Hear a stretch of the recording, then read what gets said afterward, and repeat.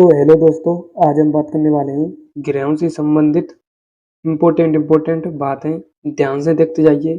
मेरी मेहनत तभी सफल होगी जब आप इस वीडियो को लास्ट तक देखोगे। मैं 100% गारंटी लेता हूँ।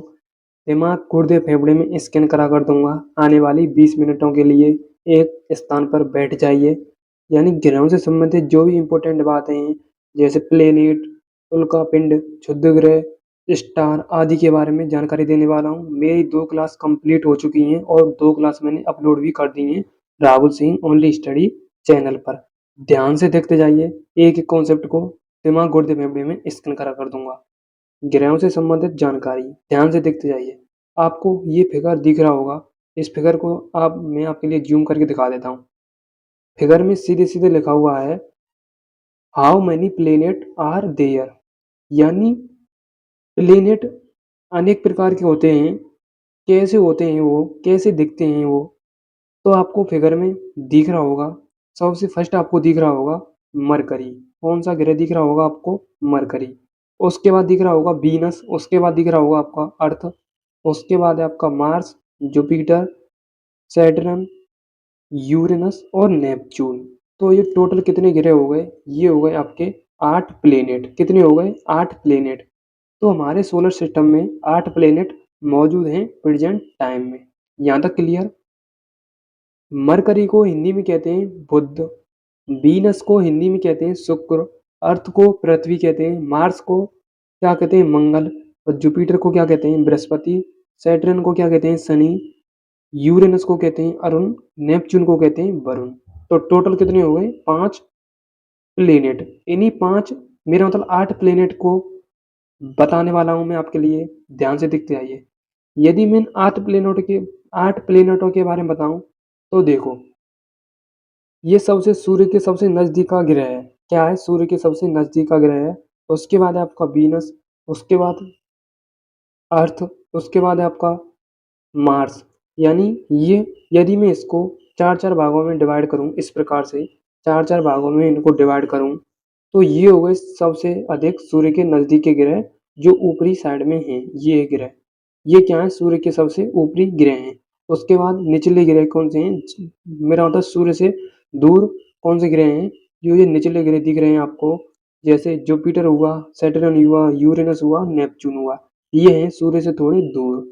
अब देखो सबसे नजदीक का ग्रह कौन सा है? सबसे नजदीक का ग्रह है मरकरी का। क्या? मरकरी का। तो टोटल कितने ग्रह हो गए? ये हो गए टोटल 4 ग्रह जो सूर्य के सबसे नजदीक हैं। इन्हीं को हम कहते हैं, क्या कहते हैं? इन्हीं को हम कहते हैं बाएं ग्रह। क्या कहते हैं? बाएं ग्रह। मेरा तो आंतरिक ग्रह कहते हैं इन्हें, आउटर प्लेनेट। क्या कहते हैं हम इन्हें? आउटर प्लेनेट कहते हैं। और इनको हम कहते हैं इनर प्लेनेट। क्या कहते हैं? इनर प्लेनेट यानी आंतरिक ग्रह। ठीक है, यहाँ तक कंप्लीट। मैं आपके लिए बताऊंगा आंतरिक ग्रह कौन से हैं और बाह्य ग्रह कौन से हैं, यानी आंतरिक ग्रह कौन से हैं और आउटर और प्लेनेट कौन कौन से हैं। ध्यान से देखते जाइए। अब मैं थोड़ी इंफॉर्मेशन देने वाला हूँ, ध्यान से देखते जाइए। वैसे हमारे यूनिवर्स में कितने प्लेनेट हैं? 9 ग्रह हैं। यदि हम बौने ग्रह को समारें, यानी प्लूटो ग्रह को समारें, तो 9 ग्रह हैं। बट बौने ग्रह को नहीं समारा जाता है, प्लूटो को नहीं समारा जाता है। ओके, क्यों नहीं समारा जाता है? मैं आपके लिए बता देता हूँ क्यों नहीं समारा जाता है। क्योंकि ये क्या करता है, प्लूटो ग्रह, जो आपको ये ग्रह दिख रहा है इस प्रकार से, ये आपको ग्रह दिख रहे हैं, तो ये ग्रह एक समांतर रेखा में उपस्थित होते हैं। कहीं ग्रह यहाँ पर है, कोई ग्रह यहाँ पर है, कोई ग्रह यहाँ पर है, कोई ग्रह यहाँ पर है, कोई ग्रह यहाँ पर है, कोई ग्रह यहाँ पर है, तो कोई ग्रह यहाँ पर है। इस प्रकार से ये उपस्थित हैं हमारे सोलर सिस्टम में। तो जो बौना ग्रह आपका प्लूटो ग्रह है, ये यूरेनस और नेपच्यून की कक्षा को क्या करता था? इंटरसेक्ट करता था, यानी इन दोनों की कक्षा को अतिव्यापित करता था। तो जियोलॉजी ने क्या किया, यानी भूगर्भिक शास्त्रियों ने क्या किया था, साइंटिस्टों ने क्या बताया था कि हम बौने ग्रह को सोलर सिस्टम से नहीं काउंट किया करेंगे। यानी हमारे जो भी 8 प्लेनेट हैं उनसे हमें अलग करना है बौने ग्रह को। तो 24 अगस्त 2006 की बात है, 24 अगस्त 2006 की बात है, जब प्लूटो ग्रह को अलग कर दिया गया था ग्रहों की श्रेणी से। 24 अगस्त 2006, ये आपको डेट एज अ फैक्ट याद रखनी होगी। अब मैं चलता हूँ नेक्स्ट कॉन्सेप्ट की तरफ। अब नेक्स्ट कॉन्सेप्ट क्या है? ट्रिक है ग्रहों को याद कराने की ट्रिक। माई very efficient mother just serving us nuts. अब देखो मैं एक-एक से ग्रहों को याद कराऊँगा, ध्यान से देखते जाइए। फर्स्ट फर्स्ट कैपिटल आपको देखना है, फर्स्ट लेटर देखना है माई, माई से यानी एम, एम से क्या है? मरकरी, क्या है? मरकरी। बी यानी बेरी, बी से क्या है? वीनस। अर्थ यानी एफिशिएंट, ई से क्या है? अर्थ।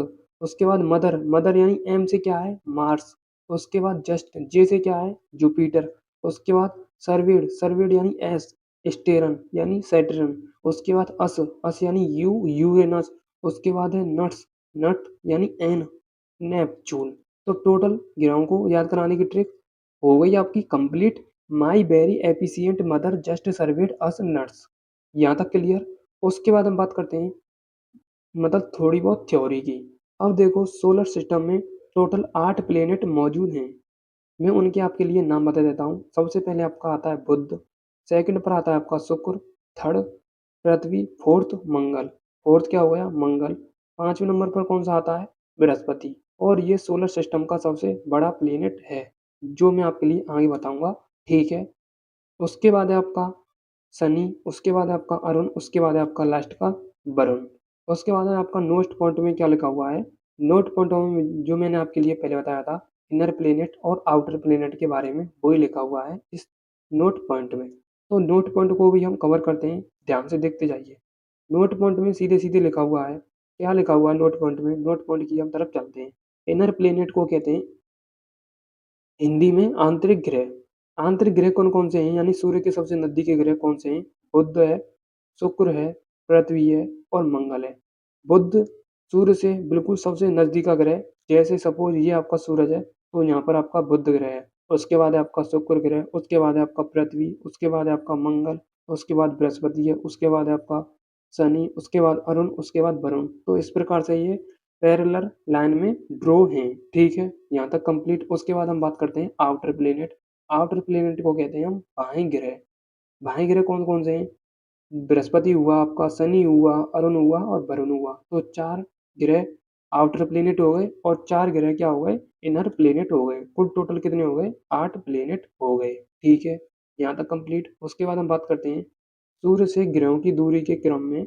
कौन कौन से ग्रहों की दूरी के क्रम में हम बात करते हैं कि सूर्य से ग्रहों की दूरी किस प्रकार से ग्रहों की दूरी है।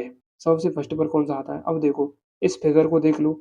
ये क्या है आपका? एकदम मैं जूम दिखा देता हूँ, 1 मिनट मैं आपको जूम करके दिखा देता हूँ फुल प्रूफ के साथ। अब देखो जूम करके दिखा देता हूँ, आपको अब समझ में आ जाएगा। ये आपका क्या है? सूरज है। ये आपका क्या है? सूरज चाचू है। ठीक है, ये आपका क्या है? सूरज है। और सूरज के सबसे नजदीक कौन सा ग्रह है? मरकरी, हिंदी में क्या कहते हैं? बुध। उसके बाद है आपका वीनस, हिंदी में क्या कहते हैं? शुक्र। उसके बाद है आपका अर्थ, हिंदी में क्या कहते हैं? पृथ्वी। उसके बाद है आपका मार्स, हिंदी में क्या कहते हैं? मंगल। उसके बाद है आपका जुपिटर, हिंदी में क्या कहते हैं इसे? बृहस्पति। उसके बाद है आपका सैटर्न, हिंदी में क्या कहते हैं? शनि। उसके बाद है आपका नेपच्यून, हिंदी में क्या कहते हैं? अरुण। उसके बाद है आपका, मेरा मतलब उस नेपच्यून नहीं है आपका, ये है यूरेनस है, उसे कहते हैं हम हिंदी में अरुण। उसके बाद है आपका नेपच्यून लास्ट का, इसे हम कहते हैं वरुण। क्या है? वरुण। और यहीं पर पीछे की साइड में बौना ग्रह है, जिसको हम ग्रहों की श्रेणी से हटा दिया गया है। ठीक है। अब ये ग्रह क्या करते हैं? इस प्रकार से सूर्य के दीर्घवृत्ताकार पथ में चक्कर लगाते हैं सूर्य के चारों ओर। ठीक है, यहाँ तक आपको पता चल गया होगा। अब मैं चलता हूँ आगे की तरफ। आगे की तरफ ये पूरे टोटल ग्रह हो गए बुध, शुक्र, पृथ्वी, मंगल, बृहस्पति और शनि, अरुण, वरुण। ठीक है, यहाँ तक कंप्लीट। अब मैं बात करने वाला हूँ ग्रहों का आकार घटते क्रम में। ग्रहों का आकार घटते क्रम में यानी सबसे बड़ा ग्रह कौन सा है? सबसे बड़ा बड़ा ग्रह कौन सा है उसके बारे में आपके लिए बता रहा हूँ, ध्यान से देखते जाइए। सबसे पहले हम फर्स्ट फिगर को देखते हैं। फर्स्ट फिगर से ही आपके लिए मैं समझाता हूँ कि सबसे बड़ा ग्रह कौन सा है, सबसे छोटा ग्रह कौन सा है। ध्यान से देखो, अब इस फिगर को ध्यान से देखो। आपको सबसे बड़ा ग्रह कौन सा दिख रहा होगा इस फिगर में? तो आपको सबसे बड़ा फिगर जुपिटर दिख रहा होगा यानी बृहस्पति। उसके बाद आता है शनि। उसके बाद आता है आपका यूरेनस। उसके बाद आपका आता है नेपच्यून। क्या आता है? नेपच्यून। सबसे बड़ा होता है आपका बृहस्पति, उसके बाद होता है शनि, उसके बाद होता है आपका अरुण, उसके बाद होता है आपका वरुण। क्या होता है? वरुण। उसके बाद इसमें आपको कौन सा सबसे बड़ा दिख रहा होगा? इसमें आपको दिख रहा होगा आपको सबसे पहले बुध। सबसे बड़ा कौन सा है? बुध। क्या है? बुध। उसके बाद कौन सा है? उसके बाद है अर्थ। क्या है? अर्थ। उसके बाद कौन सा है? उसके बाद है मार्स। उसके बाद क्या है? मरकरी है। बट ऐसा नहीं है ये 4 प्लेनेट यानी बृहस्पति, शनि, अरुण, वरुण ये तो मतलब समान एक ही लाइन में पैरेलल हैं, समांतर हैं और सबसे बड़ा ग्रह जुपिटर है, उसके बाद शनि है, उसके बाद अरुण है, उसके बाद वरुण है। अब मैं आपके लिए इसमें समझा रहा हूँ, इसमें सबसे बड़ा ग्रह कौन सा है? सबसे बड़ा ग्रह है पृथ्वी, उसके बाद आता है आपका पृथ्वी के बाद आता है आपका शुक्र, उसके बाद मंगल, उसके बाद आता है आपका बुध। सबसे पहले पृथ्वी आएगा, फिर आएगा आपका शुक्र, उसके बाद मंगल, उसके बाद आएगा क्या आएगा? बुध। ये है ग्रहों का आकार घटते क्रम में सबसे छोटा ग्रह कौन सा है और सबसे बड़ा ग्रह कौन सा है। यहाँ तक कंप्लीट आपको पता चल गया होगा। ठीक है, अब देखो जो मैंने आपके लिए बताया था बिल्कुल थ्योरी में एज इट इज वही लिखा हुआ है। ग्रहों का आकार घटते क्रम में सबसे बड़ा बृहस्पति है, उसके बाद शनि है, उसके बाद अरुण, वरुण, पृथ्वी, शुक्र, उसके बाद क्या आ जाएगा आपका मंगल और बुध। क्या आ जाएगा? मंगल और बुध। ठीक है, ये हो गया ग्रहों का आकार घटते क्रम में। अब हम देखते हैं घनत्व के अनुसार ग्रहों का अवरोही क्रम। सबसे ज्यादा घनत्व पृथ्वी का पाया जाता है और सबसे कम घनत्व कौन का पाया जाएगा? शनि ग्रह का पाया जाएगा। सबसे ज्यादा पृथ्वी का घनत्व होता है यानी घनत्व यानी डेंसिटी, और सबसे कम किसका पाया जाएगा? शनि का घनत्व। शनि का घनत्व सबसे कम है, इसलिए शनि ग्रह को तैरता ग्रह भी कहते हैं। ठीक है, और देखो मैं आपके लिए बता देता हूँ सबसे ज्यादा कौन सा है? पृथ्वी का, और सबसे कौन का? शनि का। उसके बाद कौन सा है? बुध, उसके बाद शुक्र, उसके बाद मंगल। अब मैं बात कर रहा हूँ नेक्स्ट टेरेस्टेलियर ग्रह और जोवियन ग्रह। अब इनके ग्रह के बारे में आपके लिए बता देता हूँ, इनके बारे में आपके लिए बता देता हूँ, ध्यान से देखते जाइए कि टेरेस्टेलियर और जोवियन ग्रह कौन किसको कहते हैं। ध्यान से देखते जाइए। एक मिनट में इस फिगर को काम में लेता हूँ, इस फिगर से आपको समझ में आ पाएगा। ठीक है, ध्यान से देखते जाइए, इसी फिगर से मैं आपके लिए समझाऊंगा। अब देखो 8 ग्रहों को 4-4 ग्रहों में अलग-अलग बाँट दीजिए। फर्स्ट ग्रह, सेकंड, थर्ड, फोर्थ। ठीक है, यहाँ तक कंप्लीट। अब देखो बृहस्पति और मंगल के बीच में एक पेटी है जिसे हम कहते हैं क्षुद्र ग्रह पेटी। क्या कहते हैं? क्षुद्र ग्रह पेटी, या इंग्लिश में कहते हैं एस्टेरॉयड पेटी। क्या होता है जब मार्स और जुपिटर से जो मलबा हटता है टकराने से, किसी पिंड के टकराने से, तो वो मंगल और जुपिटर के मध्य में एक पेटी बन जाती है। वो पेटी कहलाती है क्षुद्र ग्रह पेटी, इसे कहते हैं हम एस्टेरॉयड पेटी। इन्हीं को हम कहते हैं जोवियन ग्रह और टेरेस्ट्रियल ग्रह। ठीक है, जोवियन ग्रह टेरेस्ट्रियल ग्रह कहलाते हैं ये, और जोवियन ग्रह कहलाते हैं ये। ठीक है, टेरेस्ट्रियल ग्रह ये कहलाते हैं और जोवियन ग्रह ये कहलाते हैं। 4-4 ग्रह अलग अलग होते हैं, यही जो लिखा हुआ है ये थ्योरी में लिखा हुआ है। ठीक है, अब देखो थ्योरी में भी ये लिखा हुआ है जो मैंने आपके लिए बताया था। टेरेस्ट्रियल ग्रह कौन कौन से हैं? बुध, शुक्र, पृथ्वी और मंगल। क्योंकि मंगल और बृहस्पति के बीच में क्या है? क्या है? क्षुद्र ग्रह पेटी है। ठीक है, जिसे हम कहते हैं इंग्लिश में क्या कहते हैं इंग्लिश में? एस्टेरॉयड पेटी। ठीक है, उसके बाद जो भी ग्रह कौन कौन से? बृहस्पति, शनि और अरुण और वरुण। ठीक है, ये 4 ग्रह भी कौन कौन से हैं? जोवियन ग्रह। उसके बाद आता है आपका थ्योरी, जो मैंने आपके लिए बताया था वही थ्योरी में सीधे सीधे लिखा हुआ है। थ्योरी के बारे में पढ़ते हैं, मेरा मतलब बुध के बारे में पढ़ते हैं। यह सौरमंडल का सबसे छोटा तथा सूर्य के सबसे निकट का ग्रह है। ठीक है, सबसे निकट का ग्रह है। उसके बाद थ्योरी में सेकंड पॉइंट क्या लिखा हुआ है? थ्योरी में सेकंड पॉइंट लिखा हुआ है, इसका कोई उपग्रह नहीं है। बुध सूर्य की परिक्रमा केवल 88 दिन में पूरी करता है, सबसे कम समय में। नेक्स्ट क्या लिखा हुआ है? इसका परिभ्रमण काल 58.65 दिन का होता है। 58.65 दिन का परिभ्रमण काल। उसके बाद है आपका पृथ्वी से आकार में 18 गुना छोटा है। उसके बाद है आपका इस ग्रह पर वायुमंडल नहीं है, जिससे यहाँ पर जीवन संभव भी नहीं होगा, क्योंकि वायुमंडल नहीं होगा तो जीवन संभव नहीं होगा। उसके बाद है आपका नेक्स्ट पॉइंट, यहाँ दिन अति गर्म तथा रात बर्फीली होती है। इसका ताप सभी ग्रहों से सबसे अधिक होता है क्योंकि सूर्य के सबसे नज़दीक का ग्रह है। और टेम्परेचर भी देखते हैं, दिन का टेम्परेचर होता है इसका 700, मेरा होता है 427 डिग्री, और रात का टेम्परेचर कितना होता है? माइनस का 173 डिग्री। क्यों होता है मैं आपके लिए समझा देता हूँ, दिन का अत्यधिक अधिक क्यों होता है और रात का क्यों होता है। ध्यान से देखते जाइए। अब देखो मैं आपके लिए फिगर से ही समझा देता हूँ, फिगर से ही समझा देता हूँ, एक मिनट, इसी फिगर से मैं आपके लिए समझा देता हूँ दिन का और रात का टेम्परेचर क्यों अधिक होता है। अब देखो दिन का और रात का टेम्परेचर क्यों अधिक रहता है, ध्यान से देखते जाइए। अब देखो ये जैसे ही सूर्य के सबसे नज़दीक ग्रह होगा, सबसे बिल्कुल बिल्कुल समांतर होगा, तो इसका टेम्परेचर बिल्कुल अधिक मात्रा में होगा। 427 डिग्री होगा दिन का टेम्परेचर। अब जैसे ही रात आती है तो रात आती है जैसे ही ये चक्कर लगाते हैं सूर्य के चारों ओर, तो ये इसके विपरीत दिशा में आ जाता है। इसलिए यहाँ पर रात होने के कारण इसका -173 डिग्री क्या आ जाता है, टेम्परेचर हो जाता है, बिल्कुल ठंडे में चले जाता है, बर्फीला हो जाता है।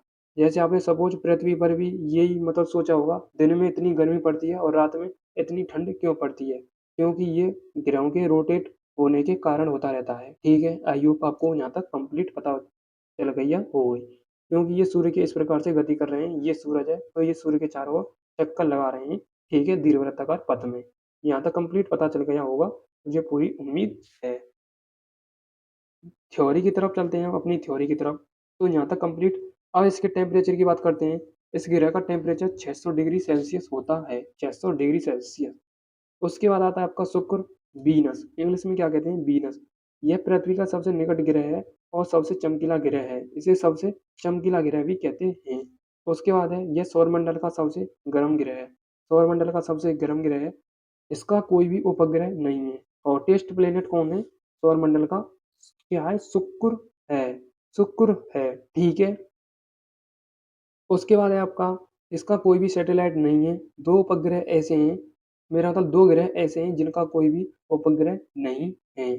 एक आपका शुक्र और एक आपका अरुण।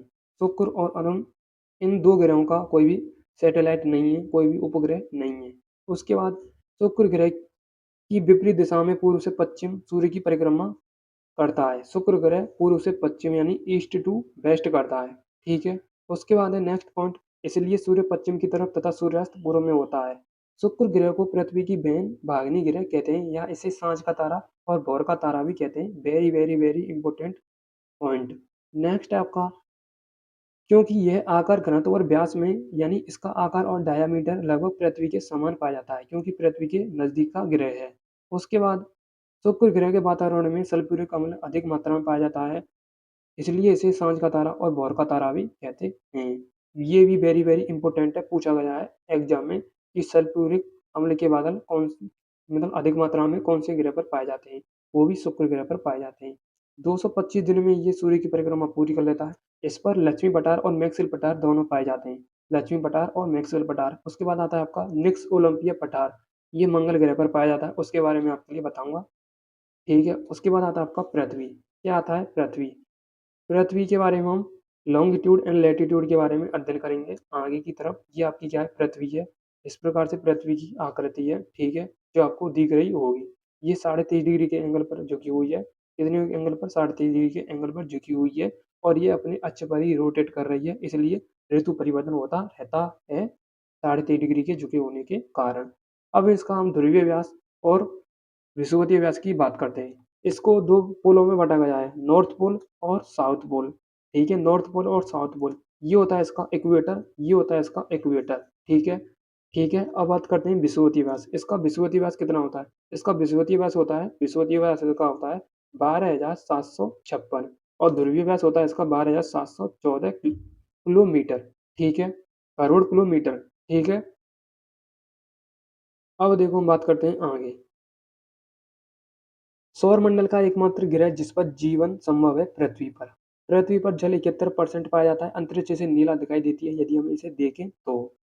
अपने अक्ष पर 23.5 डिग्री झुकी हुई है, इसलिए इस पर ऋतु परिवर्तन होता रहता है, ठीक है। और देखो ये रहा, ये करोड़ किलोमीटर नहीं था, 12,756 किलोमीटर था। करोड़ किलोमीटर में तो बहुत बड़ी डिजिट हो जाएगी। ये था 12,756 किलोमीटर और 12,714 किलोमीटर। 12,756 विषुवत का और 12,714 ध्रुवीय का। और देखो ये लिख रहा 12,756 इक्वेटर का और 12,714 भूमध्य, मेरा मतलब ध्रुव का, ठीक है।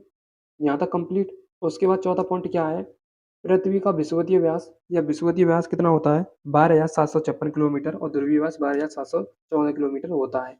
ये पूरी थ्योरी लिखी हुई है, क्योंकि थ्योरी को पढ़ने में बहुत टाइम लग रहा है। मैं आपके लिए आगे कॉन्सेप्ट कवर करता हूँ। मंगल ग्रह के बारे में लिखा हुआ है, रेड प्लेनेट कहते हैं। मंगल ग्रह का लाल रंग आयरन ऑक्साइड की मौजूदगी के कारण होता है और 25 डिग्री के एंगल पर झुका हुआ है, ठीक है। इसके दो उपग्रह हैं, फोमोस और डीमोस। डीमोस सबसे छोटा उपग्रह है। इसके बारे में आप पढ़ लेना, पूरी थ्योरी मैं आपके लिए लेकर आ गया हूँ। अब हम बात करते हैं नेक्स्ट, दो आपके कॉन्सेप्ट बचे हुए हैं, उल्का पिंड और क्षुद्र ग्रह। उल्का पिंड देखो, ये हैं आपके उल्का पिंड, ये ग्रहों के बगल में ही उपस्थित होते हैं। ये ग्रहों के बगल में उपस्थित होते हैं क्योंकि जब ग्रह आपस में टकराते हैं तो टकराने के बाद छोटे छोटे कण अलग अलग रूप में व्यवस्थित हो जाते हैं, डिस्ट्रीब्यूशन हो जाते हैं, यानी विस्तारित हो जाते हैं, तो उल्कापिंड का फॉर्मेशन कर लेते हैं। और ये उल्कापिंड बहुत ही डेंजरस होते हैं क्योंकि ये पृथ्वी पर एक बार आ गए ना तो ये पृथ्वी की परत को, सौर वायुमंडल को तहस-नहस कर देंगे, सौर पृथ्वी को नष्ट कर देंगे। बट ये पृथ्वी पर नहीं टकराते हैं क्योंकि वायु के फ्रिक्शन के कारण ये जल जाते हैं। ठीक है? यहाँ तक कंप्लीट पता चल गई होगी कि फ्रिक्शन क्या होता है, आपने फिजिक्स में पढ़ा होगा फ्रिक्शन के बारे में। अब देखो थ्योरी में क्या लिखा हुआ है, सूर्य के चारों ओर चक्कर लगाने वाले पिंडों के छोटे-छोटे या पिंड कर लेना यहाँ पर, ठीक है? पिंड कर लेना। पिंडों के छोटे-छोटे टुकड़ों को उल्कापिंड कहते हैं। मीटियोर कहते हैं, इंग्लिश में कहते हैं इन्हें मीटियोर, ठीक है? नेक्स्ट है आपका कभी-कभी उल्कापिंड पृथ्वी के इतने नज़दीक आ जाते हैं कि उनकी प्रवृत्ति पृथ्वी पर गिरने की होती है। इस प्रक्रिया के दौरान वायु के साथ घर्षण के होने के कारण गर्म होकर जल जाते हैं। देखो मैंने आपके लिए कहा था वायु के साथ घर्षण होकर जल जाते हैं और ये चमकदार प्रकाश उत्पन्न करते हैं। कभी-कभी कोई उल्कापिंड पूरी तरह जले बिना पृथ्वी पर गिर जाता है, इसलिए धरातल पर गड्ढे बन जाते हैं। और लोनार लेक का भी निर्माण हुआ है महाराष्ट्र में। लोनार लेक का, ठीक है, महाराष्ट्र में। इसी से हुआ है उल्कापिंड के गिरने के कारण, ठीक है। नेक्स्ट आता है क्षुद्रग्रह। क्षुद्रग्रह की डेफिनेशन पढ़ लो। तारे तथा उपग्रह के अतिरिक्त असंख्य छोटे पिंड सूर्य के जो चारों ओर चक्कर लगा रहे हैं उन्हें हम क्या कहते हैं, क्षुद्रग्रह कहते हैं। क्या कहते हैं, क्षुद्रग्रह कहते हैं। आप इस फिगर में भी देख सकते हैं। फिगर में आपके लिए दिखा देता हूँ क्षुद्रग्रह। देखो छोटे छोटे पिंड होंगे ना, वही आपके क्या होंगे, क्षुद्रग्रह होंगे। देखो ये रहे क्षुद्रग्रह, ये रहे क्षुद्रग्रह। ये तो उल्का पिंड है, ये तो उल्का पिंड है, बट इसमें दिख नहीं रहे हैं। ये फिगर थोड़ा अलग है, इसमें नहीं दिख रहे हैं क्षुद्रग्रह। तो ये उल्का पिंड तो आपको दिख रहे होंगे, इस प्रकार से होते हैं देखो। और देखो वायु के फ्रिक्शन के कारण ये जल जाते हैं, इस प्रकार से इनमें आग लग जाती है जब ये पृथ्वी के ज़्यादा संपर्क में आ जाते हैं। ठीक है, आपको ये जानकारी कैसे लगी वो मुझे कमेंट में बताएं। मिलता हूँ नेक्स्ट क्लास के साथ। Thank you so much. Love you all. जय हिंद, जय भारत।